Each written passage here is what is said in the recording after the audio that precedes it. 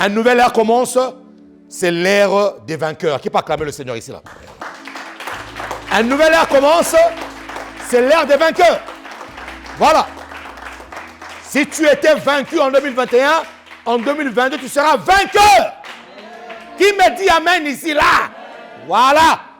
Que le ciel l'entende, que la terre l'entende et que sous la terre que l'entende. Maintenant, nous allons aller plus loin. Développe ton identité de vainqueur. Tu dois développer ton identité de vainqueur. Il faut que, en cette saison, que tu puisses développer ton identité de vainqueur. Parce que celui qui est vainqueur, ce n'est pas n'importe qui. C'est une personne qui a une identité. C'est une personne qui a une manière de faire. Et développer ton identité de vainqueur, cela touchera même ton attitude, ta manière d'être. Qui me dit amen? Amen. Qui me dit amen ici là? Amen. Ton attitude va être affectée. Tes priorités seront affectées. Ta manière de considérer les choses sera affectée. Tes habitudes doivent changer. Tes attitudes doivent changer. Parce que les mêmes causes produisent les mêmes effets. Si tu as décidé en cette année 2022 de perdre du poids, de retrouver la taille des mannequins, et que toutes les soirs tu t'amuses à manger le foutu banane à 0 heure, et l'huile de palme, frère, sans être prophète, tu as déjà échoué. Tu as déjà échoué. Donc, c'est pour ça que je dis que même tes attitudes, ton comportement, ta manière de faire des choses doivent changer. Alléluia. Nous avons dit dans le livre d'Apocalypse 6, verset 2, « Je regardais et voici parut un cheval blanc. Celui qui le montait avait un arc. Une couronne lui fut donnée et il partit en vainqueur pour vaincre. » J'aimerais vraiment te mettre dans le cheminement d'un vainqueur. Te mettre dans le cheminement d'une personne qui, assurément, en pratiquant la parole de Dieu comme il a été enseigné, va commencer à voir les choses se dérouler en face de lui. Nous avons dit qu'ici, l'apôtre Jean met d'abord l'attention. L'apôtre Jean a d'abord mis l'attention, non sur la personne qui était montée sur le cheval, mais l'apôtre Paul a mis d'abord son attention sur le cheval. Et ici, il y a quelque chose de particulier qui attire mon attention, c'est que ce cheval a été blanc. Ce cheval était blanc. Et nous avons dit que le blanc est le signe ou bien le symbole de la sainteté. Qui me dit amen ici là? Qui me dit amen ici là? Celui qui le montait. Celui qui montait le cheval. Ensuite, on parle d'abord du cheval et ensuite on parle de celui qui montait le cheval. Et nous avons dit quelque chose de très important, c'est que tu dois être porté. Tu dois être porté. La main de Dieu doit te porter en cette année si tu veux être vainqueur. Ésaïe parle de la main triomphante de Dieu, la main droite qui triomphe. Tu dois être porté. Et donc, mes amis, la première chose pour que tu sois vainqueur, pour que tu puisses développer, voilà, parce que là, je te mets sur le chemin du développement, de ton identité de vainqueur. La première chose qui va t'aider à commencer à développer ton identité de vainqueur, c'est d'abord la sanctification, la sainteté. La sainteté n'est pas une option pour un enfant de Dieu. La sainteté, ce n'est pas une alternance. On ne choisit pas d'être saint ou de ne pas être saint. Non. La sainteté est une nature. Et ça, je veux que tu le comprennes. Le jour où tu es né de Dieu, le jour où tu es né de l'Esprit, il y a une nature qui t'a été imposée. Et j'ai coutume à dire ceci, que la première nature de Dieu, Ce n'est pas d'abord sa puissance. Non, c'est sa sainteté. Dieu est saint. Dieu est saint. C'est pour ça que, automatiquement, lorsque l'Apocalypse nous dit que il y avait un cheval blanc, je peux vous rassurer que celui qui montait ce cheval blanc-là était lui-même saint. Celui qui montait ce cheval blanc était lui-même saint. Celui qui montait ce cheval était lui-même saint. Mais moi, d'abord, je vais rester sur le cheval blanc. Et donc, le blanc est le signe de la sanctification ou de la sainteté. Et la sainteté, je le répète encore, ce n'est pas une option, c'est une nature. En d'autres termes, lorsque tu es né de Dieu, tu n'as pas choisi d'être saint. Tu l'es devenu. C'est pour ça que la sainteté, ce n'est pas quelque chose pour laquelle l'homme doit se battre. Non. Je répète encore. La sainteté, ce n'est pas une chose pour laquelle l'homme doit se battre. La sainteté, c'est une chose pour laquelle l'homme doit accepter, tout simplement, et le manifester. Tu dois l'accepter et le manifester. C'est une nature. Maintenant, vous allez remarquer une chose. C'est que la sainteté va de pair avec quelque chose de très important. Si cette chose-là n'est pas là, il te sera très difficile de pouvoir manifester ta sainteté. N'oubliez pas, ne perdez pas de vue que nous sommes en train de travailler l'identité du vainqueur. La sainteté que Dieu t'a donnée, cette sainteté-là marche avec une chose qui l'accompagne tout le temps. Si cette chose n'est pas là, il te sera très difficile. Et je pense que toutes les personnes qui se battent avec la sanctification, ce sont des personnes qui n'ont pas compris que la sanctification n'est pas seule. Elle est toujours accompagnée de quelque chose. Et le jour que tu auras compris, le jour que tu auras saisi cette chose-là, la sainteté en toi, c'est quelque chose de très naturel. Et je veux vous dire une chose, que toutes les personnes qui ont essayé ou qui se sont efforcées à la sainteté ont toujours échoué. Parce qu'ils ne comprennent pas que c'est une nature, c'est quelque chose qui est ancré en eux. Et qu'ils doivent l'accepter. Tu dois l'accepter. Tu dois faire un travail d'acceptation. Que je suis saint. Il faut que ton âme l'entende. Il faut que ton esprit entende que moi je suis saint. Et que même si j'ai trébuché une fois, deux fois, ça n'enlève pas la nature de Dieu de la sainteté en moi. Ça, il faut que tu comprennes ça. Donc il faut que tu fasses ce travail d'acceptation que je suis saint. Tu n'es pas saint le jour où tu mourras.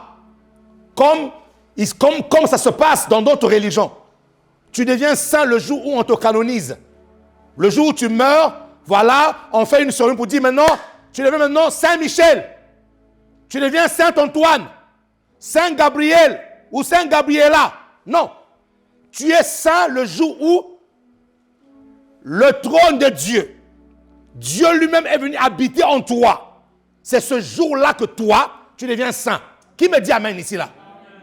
Donc n'attends pas le jour de ta mort pour être saint. Tu es déjà saint. Et tu ne dois pas être dans un fighting, comme dans une boxe. Non. Tu dois, je répète encore, tu dois faire le travail d'acceptation. Je dois accepter que je suis saint. Quand je me vois dans le miroir, tu te dis, saint. Le saint symphorien. Saint tel. Il faut que tu le dises. Maintenant, il y a un élément très important qui va t'aider à affermir ta sainteté. Parce que n'oubliez pas que cet homme-là, celui qui était sur le cheval blanc, la Bible dit qu'il partit en vainqueur pour aller vaincre. Mais avant que cette phrase-là ne soit prononcée, il est dit qu'il était sur un cheval blanc. Donc il était sur la sainteté de Dieu, frères et sœurs. Il était transporté par... C'est la sainteté de Dieu qui le transportait. Écoute-moi très bien. Tu vas échouer cette année, marche dans l'impureté. Tu as déjà échoué. Tu vas échouer cette année. Prends la sanctification, mets-le dans un placard. Dis sanctification, toi et moi, nous sommes ennemis. Frère, sœur, tu viens d'échouer. Cet homme-là, qui était le vainqueur, qui était parti en vainqueur. Au fait, lorsqu'on dit, ah Seigneur, je veux que tu puisses comprendre ça.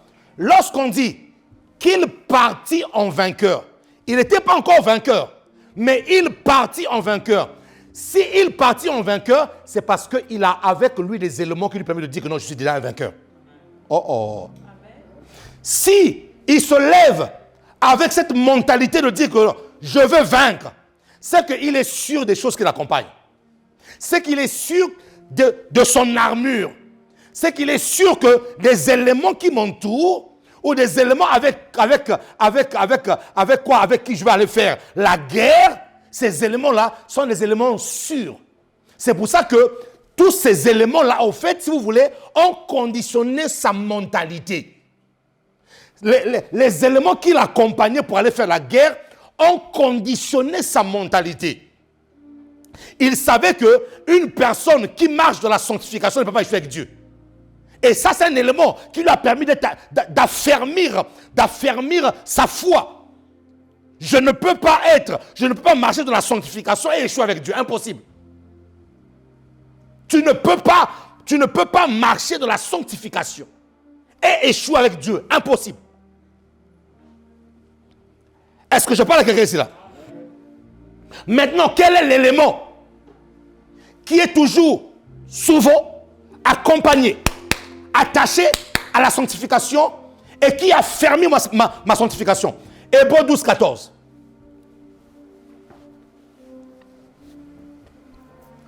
Hébreux 12, 14. Recherchez la paix avec tous et la sanctification sans laquelle personne ne verra Dieu. Qui veut voir Dieu en 2022? Qui veut voir Dieu en 2022? Tu dois considérer ces deux éléments. Chercher la paix avec tous et conjonction de grammaire. Conjonction de coordination. La deuxième phrase est liée à la première. Chercher la paix avec tous et la sanctification sans laquelle personne ne verra Dieu. Donc Dieu lie. Dieu vient de lier la paix à la sanctification. L'élément principal qui va t'aider à affermir ta sanctification, c'est la paix. La paix avec tous. Mais j'aimerais dire ici là, que cette paix-là va d'abord commencer avec toi-même. Parce que si tu n'es pas en paix avec toi-même, tu ne pourras pas être en paix avec les autres. Il y en a qui ne sont pas en paix avec eux-mêmes. Frère, tu ne peux pas gagner 2022 si tu n'es pas en paix d'abord avec toi-même. Parce que le mot tous ici là veut dire quoi? Que toi-même aussi tu es compris à l'intérieur. Il y en a qui m'écoutent ici là, qui sont en conflit permanent avec eux-mêmes. Comment tu t'acceptes pas toi-même et tu vas aller en guerre? Tu as déjà échoué. Commence déjà à t'accepter. Écoute-moi bien. Et pour que tu commences à t'accepter toi-même et commencer à faire la paix avec toi-même, tu n'as pas besoin que les gens te disent. Tu as besoin toi-même de parler devant toi-même et dans ton cœur toi-même. Est-ce que je parle à quelqu'un ici là? Il faut. À quel moment une personne commence à perdre sa sanctification? Lorsque la personne commence à perdre sa propre paix. Lorsque tu n'es plus en paix avec toi-même, tu commences à chercher des voies et moyens qui risqueront de te perdre. Et les voies et moyens que tu chercheras, ne sont pas forcément les voies de Dieu. Et ces voies-là vont commencer à faire quoi? À te déshabiller, à enlever en toi le manteau de la sainteté. Donc la paix, elle est très importante. C'est pour ça que Jésus a dit ceci. Je vous laisse ma paix, je vous donne ma paix. Jésus a encore dit dans le livre de Jean 14 que votre cœur ne se trouble point. Croyez en Dieu et croyez en moi. Jésus dit que le cœur ne doit pas se troubler. Toi qui m'écoutes, comment tu vas être vainqueur? Je serai vainqueur lorsque, je suis en train de travailler ma sanctification, mais ma sanctification doit être affermie par la paix que j'ai dans mon cœur. Frère, tu dois être en paix avec toi-même. Si tu n'es pas en paix avec toi-même, tu ne pourras rien faire. Les choses commencent dans la paix. Les choses doivent commencer dans la paix. Tu veux commencer un projet, ton projet doit commencer dans la paix. Si ton projet commence dans le trouble, elle s'achèvera dans le trouble.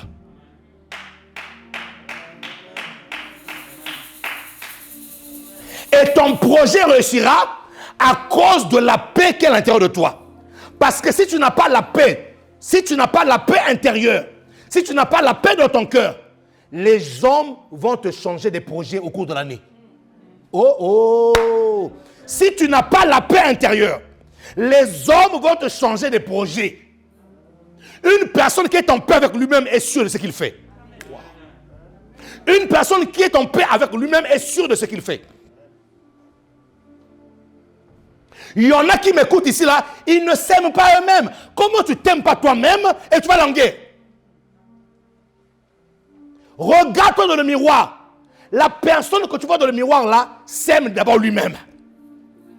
Je suis en paix avec moi-même déjà. Je ne suis pas en trouble. Je ne suis pas en conflit avec moi-même. Non, non, non, non, non, non, non, non, non, non, non. Tu dois t'aimer comme Dieu t'a créé. Tu dois t'aimer comme Dieu t'a créé.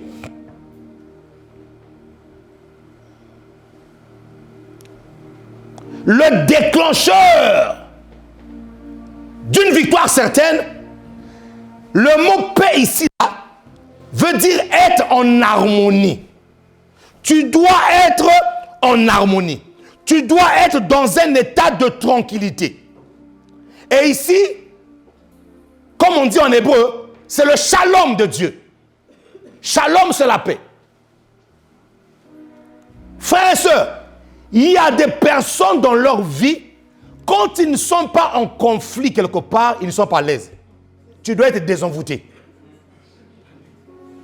Je répète encore, tu dois être désenvoûté. Pourquoi? Parce que les personnes qui créent, qui cherchent, les démons sont des personnes qui ne mettent pas la paix dans le cœur d'une personne. Donc quand vous voyez la personne toujours chercher des conflits, lorsqu'il n'y a pas de conflit autour de lui, ça veut dire que ça démonte, ça gratte. Il faut qu'il y ait palabre quelque part pour qu'il se sente bien. Tu dois être désenvoûté. Regardez mes amis, regardez comment est-ce que Dieu a créé l'homme. Dieu n'a pas créé l'homme dans un état de guerre. Dieu n'a pas créé l'homme dans un état de conflit, frère. Dieu a créé l'homme dans un état de quiétude, de tranquillité, de paix, de joie, d'harmonie, de sérénité. Avant qu'il ne place l'homme dans le jardin, il n'y avait pas de conflit. C'est l'homme lui-même qui a cherché la guerre après. Mais le jardin était, c'est pour ça qu'on appelle l'Éden de Dieu. L'Éden, c'est le paradis. Là où il n'y a pas de problème. Frère, tu veux être gagnant demain. Lorsque tu vas dans ton bureau, lorsque tu vas faire des affaires, fais en sorte que ta maison soit une havre de paix. Si ta maison est une maison de querelle, de guerre, comme disait quelqu'un, de guerre, on dit guerre, de guerre. Frère, quand tu sors de chez toi, tu sors avec la guerre.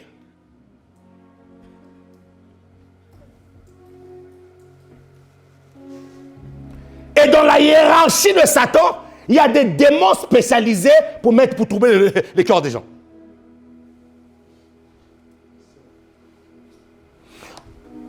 Le vainqueur est celui qui commence déjà à être en harmonie avec lui-même. Tu dois être en harmonie avec ton esprit. Tu dois être en harmonie avec ton âme, donc avec tes sentiments. Tu dois être en harmonie avec ton corps. Oui, avec ton corps. Les trois dimensions de l'être doivent être en harmonie. Ton esprit doit dire OK à ton âme. Ton âme doit dire OK à ton corps. Cherche la paix. Et là où il y a la paix, la sanctification devient manifeste. Là où il n'y a pas de paix, là où le cœur devient trouble, l'homme est en train de se déshabiller du manteau de la sanctification. C'est pour ça que la Bible déclare rechercher. Et le terme rechercher ici là attire mon attention. Oh oh.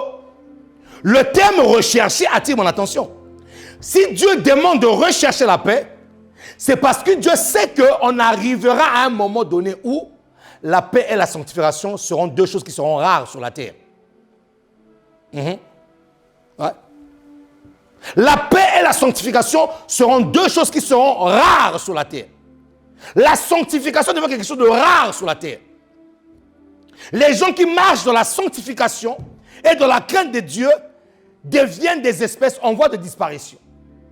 Et si Dieu te demande de le rechercher, c'est parce qu'il sait que de moins en moins de personnes marcheront dans la paix. De moins en moins de personnes manifesteront la sanctification. De moins en moins de personnes. De moins en moins de personnes. Regardez comment est-ce que des gens deviennent impulsifs. Regardez dans les rues comment est-ce que les gens deviennent impulsifs. Et nous le voyons. Je suis conducteur même quand je roule. Frère, tu es devant un feu. Le feu, il est rouge.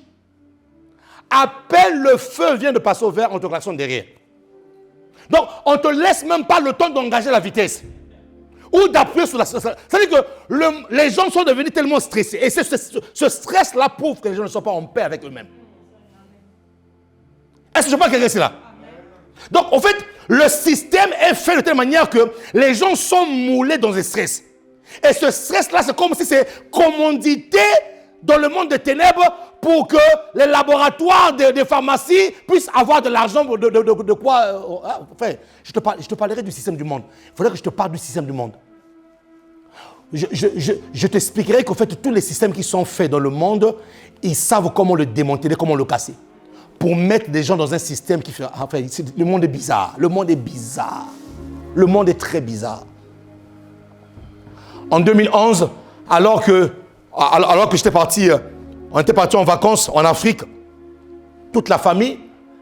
Frère, tu sais, là-bas, il y a un climat là-bas. C'est un climat de tranquillité. Ça dit qu'il n'y a pas de conflit. C'est un climat, même quand tu vois les gens marcher, les gens prennent leur temps pour marcher. Ça dit qu'ils ne sont pas pressés. On a pris le vol. On a atterri à Roissy-Charles de Gaulle. Dès qu'on est rentré dans le hall, frère, j'ai dit à ma femme, bienvenue dans le monde des stressés. Tu vois les gens courir avec des talons, se casser les genoux, tu vois les gens traverser. Frère, tu es en panique. Et ça m'a fait vraiment bizarre. La première fois que je suis arrivé ici en France pour mes études, en 99, la première fois que je prends le RER, avec mon cousin, on a pris le RERD. On était dans les démarches administratives pour que je puisse commencer l'école. Et on arrive à la gare de Lyon. Frère, j'étais choqué. Tu sais que mon cousin est parti, moi je suis resté debout. Dès qu'on est sorti à la gare de Lyon, frère, je comprenais que je dis, mais je suis dans quel monde ça?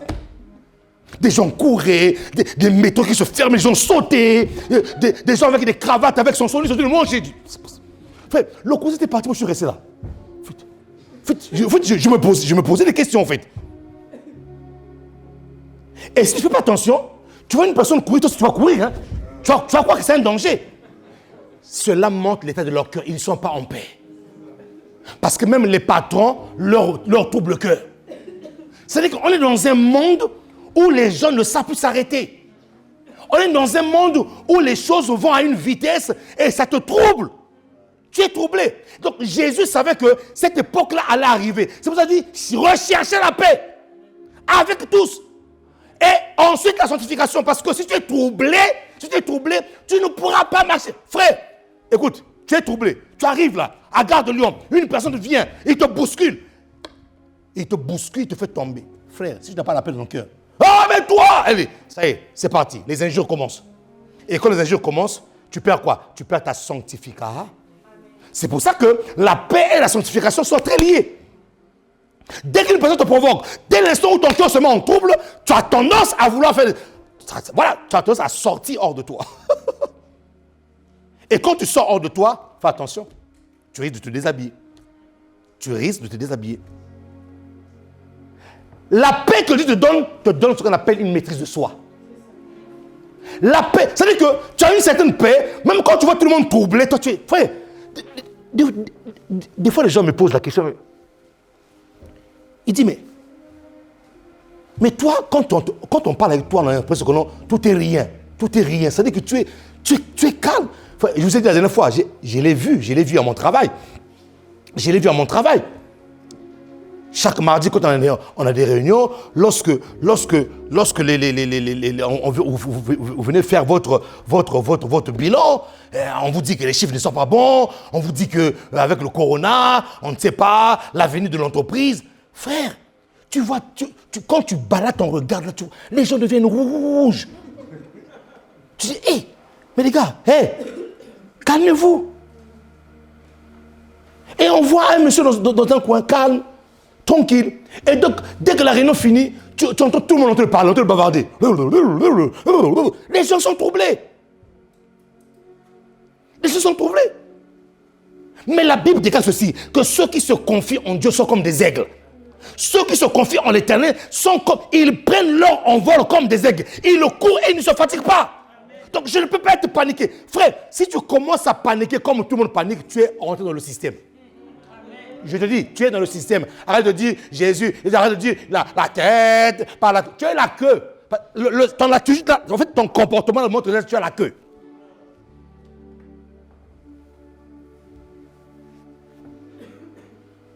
Ça vaut rien, ça va? Oui. Ça va. Dieu te contrôle. Ah oui, mais vous les pasteurs, vous les bons prêcheurs. Oui, je suis un prêcheur. Dieu te contrôle. Je suis un prêcheur. Dieu te contrôle. La Bible dit que les fléaux qui toucheront le monde ne nous touchera pas. Frère, c'est-à-dire que tu arrives à un niveau où tu dis, mais Seigneur, soit ta parole est vraie, soit elle n'est pas vraie. Les fléaux qui touchent le monde ne nous touchent pas. Alors, si moi je commence à paniquer comme eux, ça veut dire que je suis dans le moule avec eux. Je suis dans le système. Cherche la paix. Mets au niveau de ton cœur une espèce de filtre.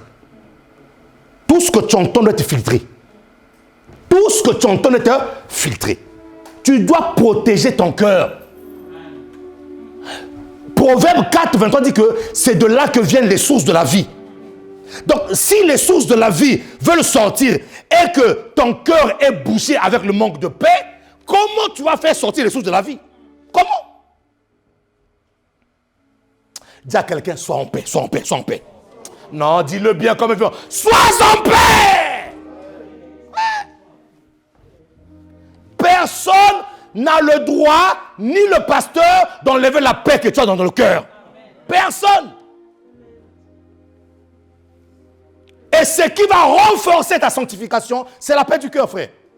Dès l'instant où ton cœur va se troubler, tu es en proie. La sanctification, en fait, le manque de sanctification vient toquer à ta porte pour dire, je suis là. Parce qu'il sait que tu es dans un état où tu n'as plus de maîtrise et du risque de tout faire. Comment je fais pour développer mon identité de vainqueur? Je dois savoir une chose, la sanctification. Dieu est saint, je dois être saint.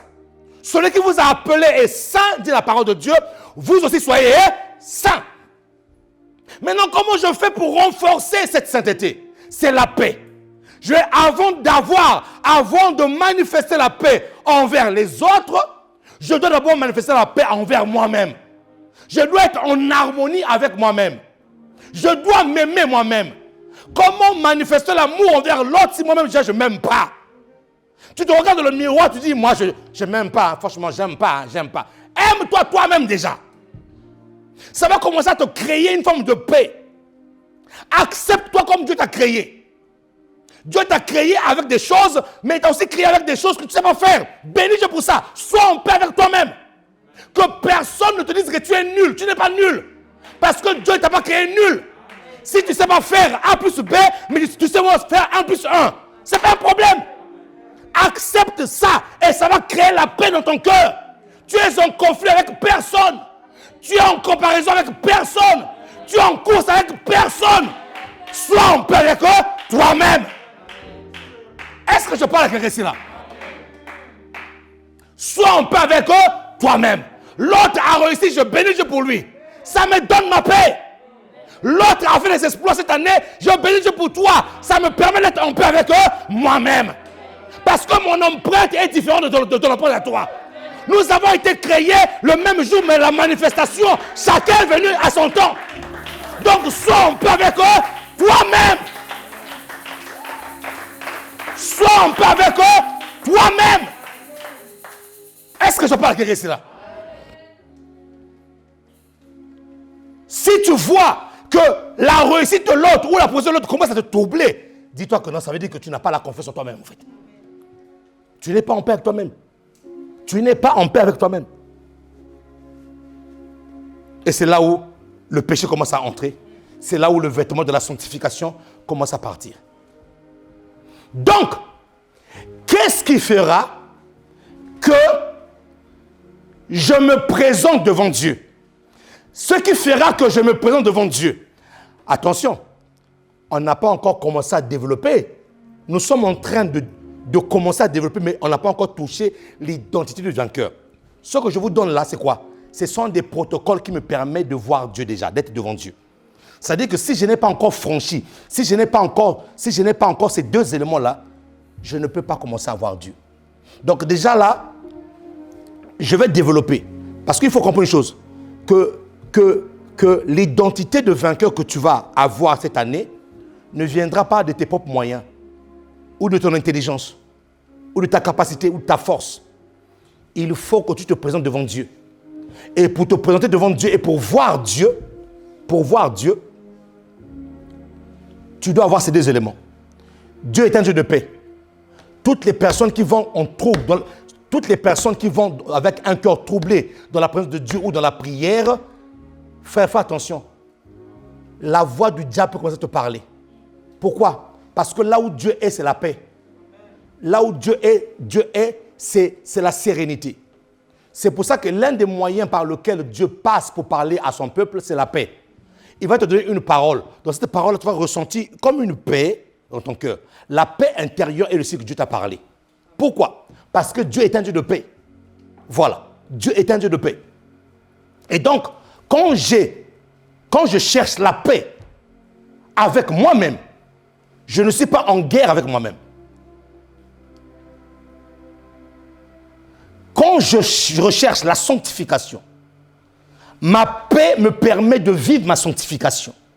Ma paix me permet de développer ou de déployer ma sanctification. En ce moment-là, la Bible déclare, tu peux voir le Seigneur. Attention, ici, on n'a pas dit tu peux voir Dieu. Tu peux voir le Seigneur. Ce n'est pas Dieu, le Seigneur. Le Seigneur est un attribut de Dieu. Dieu peut se présenter comme étant un père. Il peut se présenter comme étant un ami. Il appelait Abraham son ami. Dieu peut se présenter comme étant un Seigneur. Beaucoup de personnes prient Jésus. Le Jésus, c'est le mot qui guérit. Ils prient Jésus. Le Jésus, c'est le mot qui donne des voitures, des maisons, qui délivre. Mais peu de gens prient le Jésus-Christ qui est Seigneur. Dis-moi Seigneur. Dis encore Seigneur. Voilà. Là, maintenant, on commence à rentrer petit à petit dans l'identité. Au fait, ces deux éléments sont des portes qui nous ouvrent à entrer maintenant dans l'identité du vainqueur. Là, on nous dit Seigneur. Nous prions ici le Seigneur. Tu dois voir le Seigneur. Tu ne dois pas voir le Père. Le Père, là, il n'est plus Père. Il devient Seigneur. Le Père, là, ici, il a enlevé son vêtement de Père. Où tu peux courir, papa, câlin, papa. Non, non, non. Là, il est en Seigneur. Donc, la paix et la sanctification te permettent d'aller voir le Seigneur. Voilà. Pas le Père. Pas le Sauveur. Non, le Seigneur. Il a un vêtement de Seigneur. Et c'est qui le Seigneur? Notez ceci. Du grec kurios ou kurios. K-U-R-I-O-S.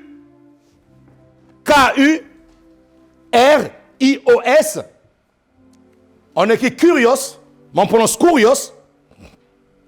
K-U-R-I-O-S. Suivez. C'est très... Frère, je vais aller calmement. Je veux que tu comprennes et que tu saisisses la parole de Dieu. comment je dois faire pour développer l'identité de vainqueur.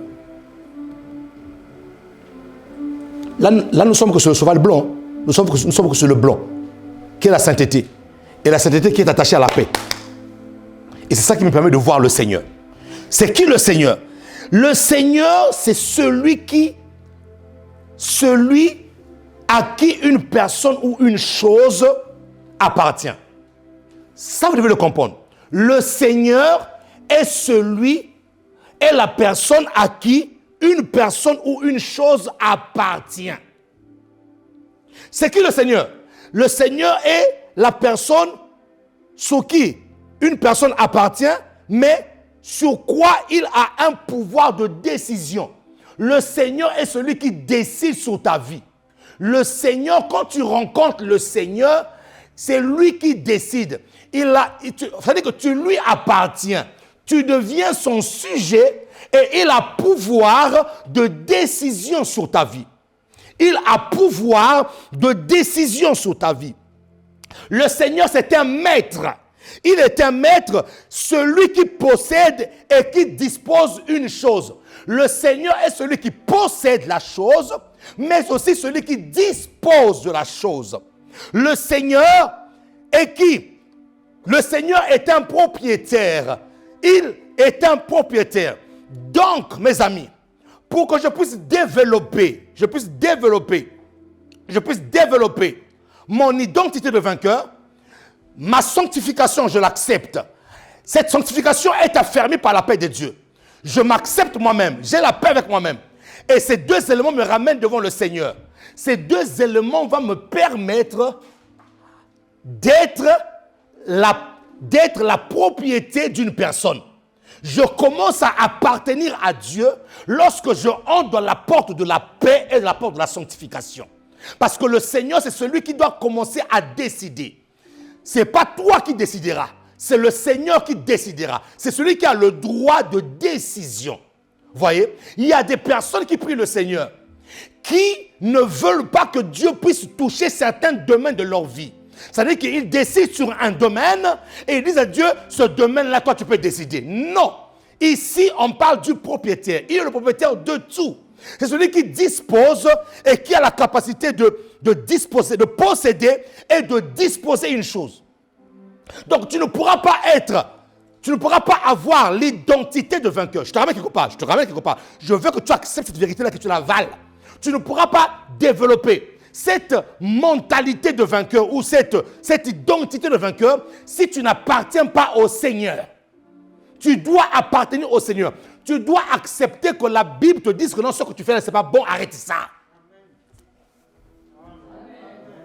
Je dois appartenir. Je dois m'incliner. Lorsqu'on arrive devant un Seigneur, écoute-moi très bien. Un Seigneur, lorsqu'on arrive devant un Seigneur, on ne le salue pas comme un ami. Ça va, mon ami? Non, non. Le Seigneur, lorsque tu le vois, mon ami, tu te prosternes. Le Seigneur, quand tu le vois, tu te mets en bas. Alors, quand tu te mets en bas, quand tu commences à rencontrer le Seigneur en étant dans cette position-là, c'est alors que ton ascension commence. Tu ne peux pas être un vainqueur si tu n'as pas d'abord connu cette position-là devant le Seigneur. Il y en a qui, devant le Seigneur, ils sont comme ça là. Il y a un caractère en eux que le Seigneur veut briser. Ils sont debout devant le Seigneur comme ça là. Être à genoux devant le Seigneur veut dire quoi? Je veux changer le caractère. Je veux que tu changes ma mentalité. Je veux que tu enlèves ce qui me dérange d'être vainqueur en cette année. Si tu restes encore debout devant le Seigneur, ça veut dire que tu es en train de rivaliser. Tu es en train de tenir tête au Seigneur. Ça ne changera pas. Tu ne commenceras pas le processus de la transformation de ton identité de vainqueur. Non. C'est lorsque tu te rabaisses que Dieu t'élève. Amen. C'est lorsque tu te dis, Seigneur, je n'arrive plus. Je ne peux plus. Seigneur, c'est pour ça qu'on dit Seigneur, ça là, je n'arrive plus. Quand tu te mets comme ça là, il dit yes. Il fait grâce aux humbles et il résiste aux orgueilleux. C'est pour ça que j'ai parlé de la paix avant. Parce qu'une personne qui a la paix va éviter même d'avoir des sentiments d'orgueil. Parce qu'à l'intérieur de lui, il est déjà en paix avec lui-même. Pourquoi tu vas t'enorgueillir? Parce que tu sais qu'à l'intérieur de toi, tu es en paix avec toi-même. Et donc, quand tu t'approches du Seigneur, vous voyez, du Seigneur, parce que là, frère, c'est le Seigneur qui va faire le travail. C'est pas le Père, hein. Parce que si le Père commence à faire le travail ici, il va commencer à avoir des sentiments un peu. Ah non, c'est mon enfant, il faut que j'aille doucement. Non, là c'est le Seigneur. Devant le Seigneur, c'est un maître. Or, un maître, des fois, n'a pas de sentiments. Un maître va te choquer. Un maître va te dire des choses, des fois, tu sors de là, tu dis, ah, pour qui se prend? Eh oui, c'est un maître. Oh, oh. Attends, je vais reposer cette question. Qui veut développer son identité de vainqueur? Bon. C'est pour ça que tu ne te présentes pas devant Jésus. Non, non, non, non. Jésus a trop de compassion pour toi. Oh, c'est pour ça que tu ne te présentes pas devant le Père. Parce que le Père va voir, non, allons doucement. C'est quand même, j'ai comme enfanté, allons doucement. Non, non, devant le Seigneur. Le Seigneur, écoute-moi très bien. Écoute-moi très bien. Le Seigneur, permettez-moi l'expression. Le Seigneur, lui, il s'en fout que ça te fasse mal ou pas. Lui, ce qu'il veut, c'est ta destinée. Amen. Ça dit que le Seigneur, c'est ça. C'est pour ça que quand tu viens devant lui, tu te prosternes. Se prosterner veut dire que tu te mets dans une position d'infériorité. Et que c'est lui le supérieur. Et que c'est lui qui doit décider. C'est pour ça que le mot kurios ou kurios veut dire celui qui a le droit de décision. Frères et sœurs, je veux que cette mentalité-là entre en toi. C'est pour ça qu'il y a des moments où quand je vais en prière, il y a des moments où quand je suis en prière avec Dieu, et que je me mets à adorer, et que je reconnais mes faiblesses, et mes incapacités. Frère, je pleure comme un enfant. Je sors de là avec des mouchoirs en train de me moucher. Parce que, frère, devant le Seigneur, tu dois accepter qu'il te brise. Tu dois accepter que voilà, il faut que tu reconnaisses que non, là, Seigneur, je ne peux pas. C'est-à-dire que là, si tu n'interviens pas, je ne peux pas. Cette attitude-là, quand tu commences à avoir cette attitude-là, tu es sur le chemin d'avoir une mentalité ou un manteau de vainqueur. Jésus ne met pas son manteau de vainqueur sur une personne qui est déjà debout. Une personne qui se croit déjà, non, moi déjà c'est bon. Moi, non. Est-ce que vous savez qu'il y a des gens pour lesquels vous ne pouvez rien leur apprendre? Lorsque tu te dis A, lui c'est déjà c'est B, C, il est déjà parti. Tu ne peux rien lui apprendre. Ils n'ont pas cette mentalité de se rabaisser. Frère, apprends à te rabaisser devant Dieu.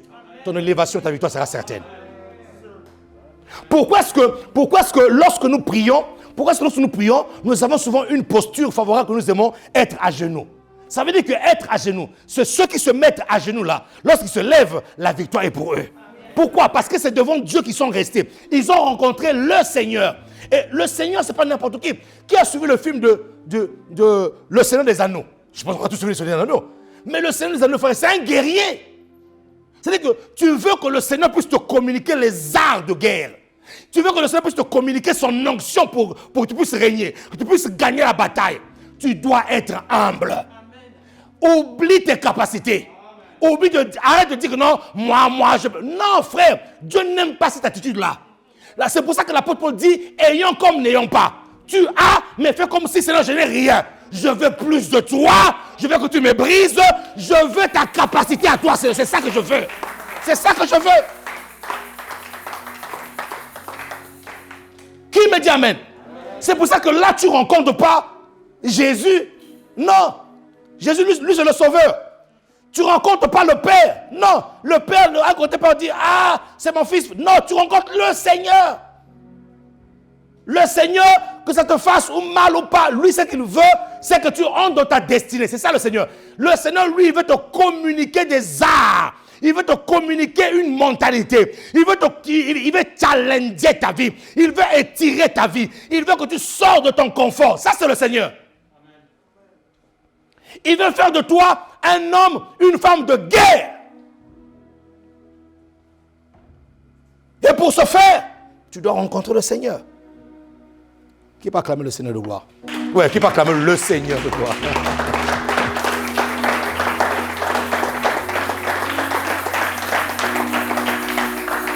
Tu ne pourras pas vaincre si Jésus n'a pas le contrôle, la décision sur ta vie étant que Seigneur. Tu ne pourras pas vaincre si Jésus n'a pas le contrôle sur ta vie, sur ta décision. Non. Je décide, oui, mais ma décision doit être soumise à la décision de Dieu. Je choisis, oui, mais mon choix doit être soumis au choix de Dieu. Il y a un message que j'avais prêché il y a longtemps sur lequel je parlais sur le pouvoir du choix. Dieu nous a donné le pouvoir de choisir, mais nos choix doivent être soumis au choix de Dieu. Est-ce que quelqu'un me comprend ici là? Est-ce que quelqu'un sent qu'il est le parti quelque part avec le Seigneur? La paix, la sanctification me ramène devant le Seigneur. Et devant le Seigneur, je ne suis pas debout. Je suis à genoux. Je suis petit. J'accepte qu'il y ait une autorité. Et des fois, Dieu lui-même ne descendra pas. Il va chercher des autorités sur la terre. Comme le pasteur symphorien, que beaucoup de personnes n'aiment pas. Parce qu'il trouve trop dur. Parce qu'il trouve trop dur, on n'aime pas ce pasteur-là. Si tu n'aimes pas ce que je te dis, tu es disqualifié. Pour la suite. Heureusement que nous ne prêchons pas l'évangile pour que les personnes puissent nous aimer. Dit l'apôtre Paul. L'apôtre Paul dit on ne prêche pas l'évangile pour qu'on puisse nous aimer. Non. L'apôtre Paul dit si c'est pour les hommes que je suis fait ministre de Dieu, je suis malheureux. Frère, c'est-à-dire que Dieu te voit tellement dans un niveau de victoire que je ne peux pas venir là me présenter avec toi. Non, je vais te donner des choses. Il faut que je te donne des choses. La paix, la sanctification me ramène devant le Seigneur. Le Seigneur, quand je suis devant lui, je ne suis pas égal à égal avec lui. Non. Je m'abaisse. Le travail ne commencera pas. Le travail de la victoire en 2022 ne commencera pas dans la vie d'un homme qui ne sait pas s'abaisser devant le Seigneur. Frère, monte, descends, contredis-moi comme tu veux. Si tu ne t'es pas abaissé devant le Seigneur de gloire, la victoire, tu peux l'oublier. Tu peux l'oublier. Que nous dit le livre de Jacques? Jacques 4, verset 7. Jacques 4, verset 7 dit quoi?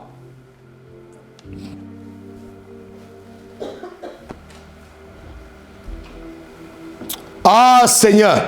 Jacques 4, verset 7 dit quoi? Soumettez-vous donc à Dieu, résistez au diable et il fuira loin de vous. Soumettez-vous donc à Dieu, résistez ensuite au diable et ce diable-là fera quoi? Il fuira loin de vous. Il faut mettre chaque mot, chaque expression à sa place. Soumettez-vous donc à Dieu. Ça commence par la soumission à Dieu. Il y a beaucoup de chrétiens qui sont suicidaires. Ils vont combattre Dieu alors qu'ils ne sont pas sous Dieu. Ils vont combattre le diable plutôt alors qu'ils ne sont pas soumis. Et il y a des chrétiens moudjahidines. Je ne savais pas qu'il y avait des chrétiens moudjahidines qui existaient. C'est-à-dire qu'ils vont en guerre sans aucune soumission. C'est pour ça que toutes les personnes qui sont rebelles, je les plains. Parce qu'ils n'ont aucun manteau de protection sur leur vie. Aucun. J'ai plaint les rebelles. J'ai plein de personnes qui croient qu'ils sont déjà arrivés. Je les plains. Est-ce que vous savez même que le simple fait, frère, de prêcher même la parole de Dieu sur Facebook ou sur les réseaux, tu es en train de lutter, de combattre avec les démons qui gèrent Facebook? Eh, Seigneur. Deux fois tu dors, tu as les oppressions, les attaques, tu ne sais pas d'où ça vient. Parce que tu as balancé une fois sur Facebook. Eh, mais frère, je te dis la vérité. Je te dis la vérité. Tu n'es pas soumis à Dieu. Les gens veulent aller au combat. Ils veulent être vainqueurs. mais aucune soumission à Dieu. Aucune soumission à l'autorité. Mais comment tu vas vaincre? Comment tu vas vaincre? Comment tu vas vaincre? Soumettez-vous donc à Dieu. Et ensuite, résistez. Ça veut dire que la soumission à Dieu te donne une force pour résister. Si tu n'es pas soumis à Dieu, tu vas en guerre. Tu cherches, tu te lèves pour aller vaincre, mais c'est toi qui seras vaincu.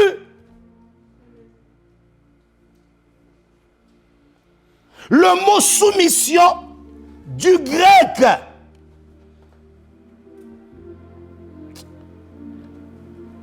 upotasso. Upo veut dire mettre en dessous. Upo veut dire être en dessous de quelqu'un. Être en bas. Upotasso qui veut dire se soumettre au contrôle de quelqu'un. Vous voyez, c'est pour ça que j'ai parlé du Seigneur. C'est pour ça que dans Hébreux 12, 14, j'ai parlé du Seigneur. Se soumettre au contrôle de quelqu'un, c'est un terme, upotasso, est un terme militaire qui a été utilisé par des soldats romains. Lorsque le chef de rang, lorsque le général de l'armée grecque venait devant les soldats, il disait « Garde à vous !» Tous les soldats me disaient « Formez des rangs !» C'est ce terme-là. En fait, upotasso est un terme militaire qui est utilisé. Et c'est pour ça que Dieu l'appelle l'Éternel Dieu des armées. C'est un terme militaire qui est utilisé pour mettre les gens dans l'ordre, pour mettre les gens dans la discipline. Tu ne peux pas aller vaincre le monde. Frère, le système du monde devient un monde. Le monde dans lequel nous trouvons est un monde. Ce monde-là devient un monde dangereux. Ce monde-là devient un monde, frère. C'est un monde de rapport de force. Si tu es faible, tu vas te faire avaler. Et ceux qui vont en guerre dehors là, ils savent sur quoi ils comptent. Mais nous aussi, nous comptons sur l'Éternel. Nous sommes sous. Tu dois avoir cette mentalité d'être en dessous. La soumission à Dieu et à l'autorité qu'il a établie te conférera la force de vaincre. De vaincre. De vaincre. De vaincre. Dieu m'a parlé de vainqueur. Pourquoi? Pourquoi est-ce que Dieu m'a parlé de vainqueur en 2022? Dieu m'a parlé de vainqueur en 2022 parce que Dieu m'a dit, c'est frère, prépare la mentalité de mes chrétiens pour des jours à venir. Parce que les jours qui sont en train de venir sont des jours qui sont très mauvais. Ou si tu n'as pas la mentalité de vainqueur, tu te fais avaler. C'est pour ça que la Bible déclare que même dans les derniers temps, les élus seront séduits. Tu es élu, mais si tu n'as pas la mentalité de Dieu, tu vas être séduit.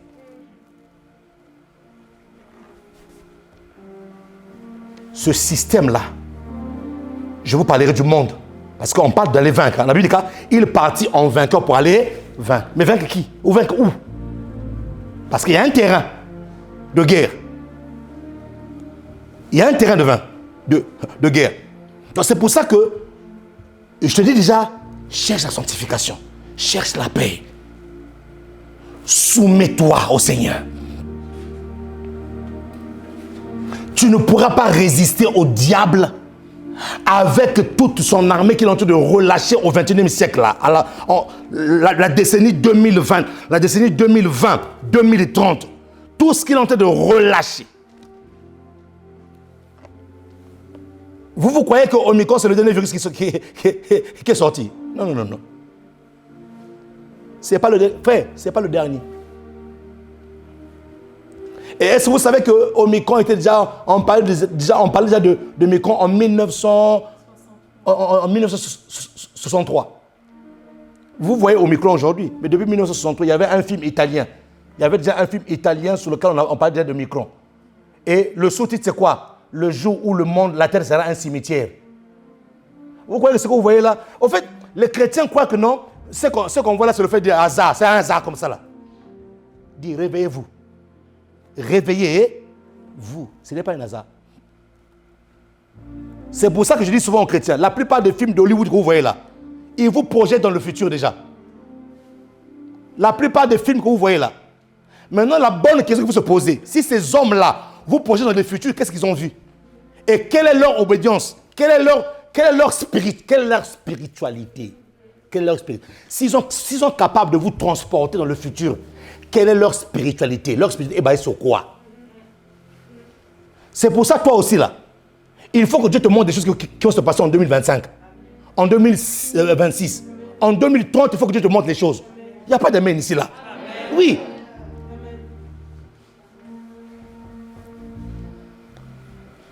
Je reviens à mon message. Le monde dans lequel nous nous trouvons, frère, tu dois être soumis. Dis avec moi la soumission. Dis-le comme un vivant. La soumission à Dieu. Voilà. Quand on parle de la soumission à Dieu, on parle de l'autorité de Dieu. La soumission à Dieu, ce n'est pas forcément Dieu qui descend sur la terre qui dit « Oh mes amis, Dieu est là, maintenant soumettez-vous. » Non. Romains 13 dit que toute autorité vient de Dieu. Les autorités qui ont été instituées viennent de Dieu. C'est Dieu qui les a établies. Donc si tu es par exemple dans l'église, où tu travailles chez un patron, où tu travailles, où tu as un problème de la justice, c'est l'autorité. Tu viens par exemple à l'église, l'autorité elle est ecclésiastique. Il y a un pasteur. Tu vas, je ne sais pas où, au tribunal, là-bas l'autorité, c'est le juge. Partout, il y a des autorités. Tu ne peux pas vaincre si tu n'es pas soumis à l'autorité.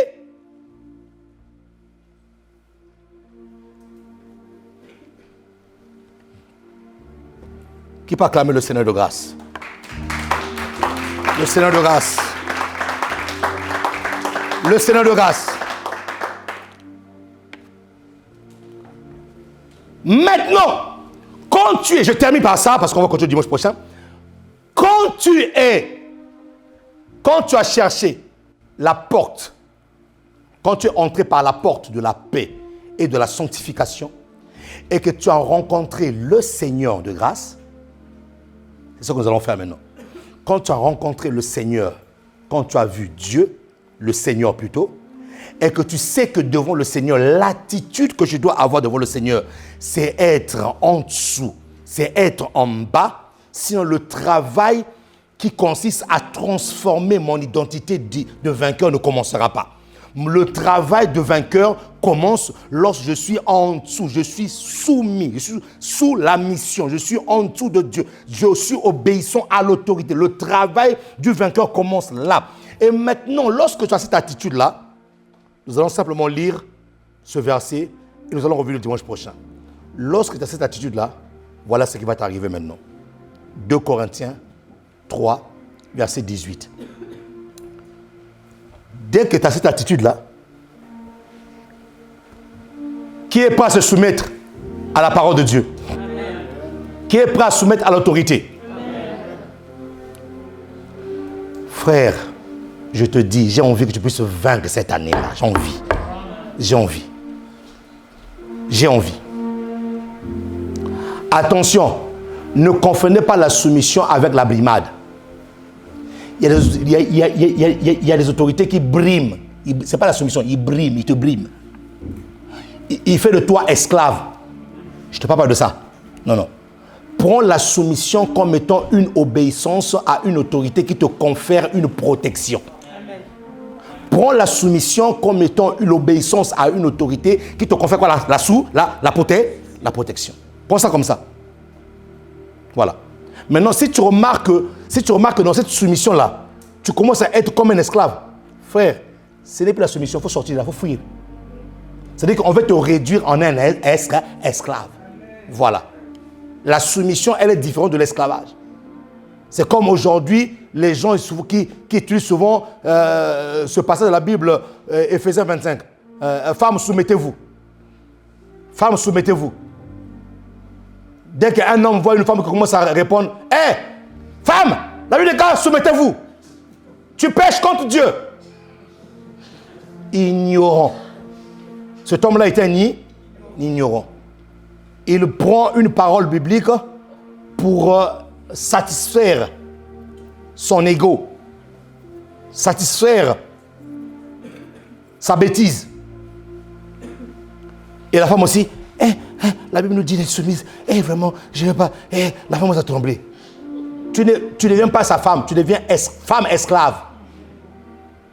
Tu deviens femme esclave. Il faut que Dieu te délivre de ça.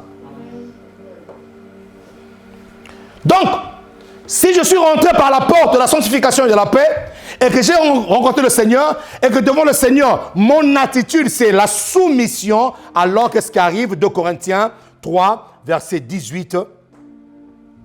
Nous tous. Bon, est-ce qu'on peut se lever? Là comme j'ai fini le message, là, on va le lire tous ensemble. On le lit comme tous ensemble. Parce que c'est là où je veux commencer le dimanche prochain. Ça va? Vous allez bien? Bon. À toi, on lit tous ensemble. 1, 2, 3. Nous tous qui, le visage découvert, contemplons comme dans un miroir la gloire du Seigneur, nous sommes transformés en la même image de gloire en gloire, comme par le Seigneur l'Esprit. J'attire encore votre attention ici, là. Nous étions devant le Seigneur. On n'était pas devant Jésus, on n'était pas devant le Père. C'est pour ça que l'apôtre Paul parle du Seigneur. On peut le lire 1, 2, 3.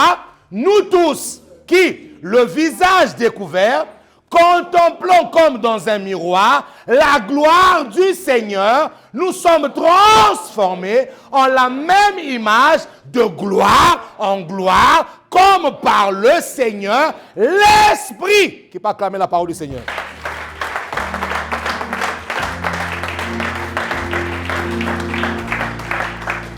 Dis à ton voisin à suivre. Retenez ceci. Ce dimanche-là, nous sommes arrêtés où? Nous sommes arrêtés devant le Seigneur. Nous sommes devant le Seigneur.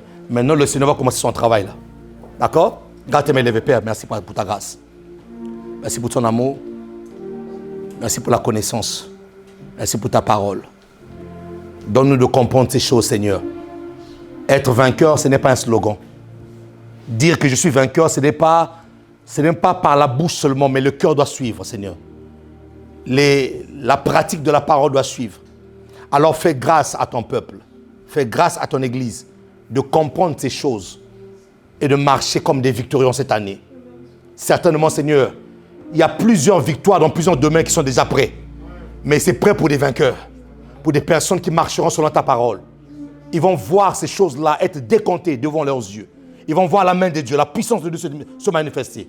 Oui, Père, je le crois, que le diable sera vaincu dans plusieurs domaines en cette saison dans la vie de ton peuple. Par le nom de Jésus, les saints disent Amen. On les acclame et pousse des cris de joie, des cris de vainqueur ici, là, des cris de victoire devant le Seigneur de grâce. Alléluia.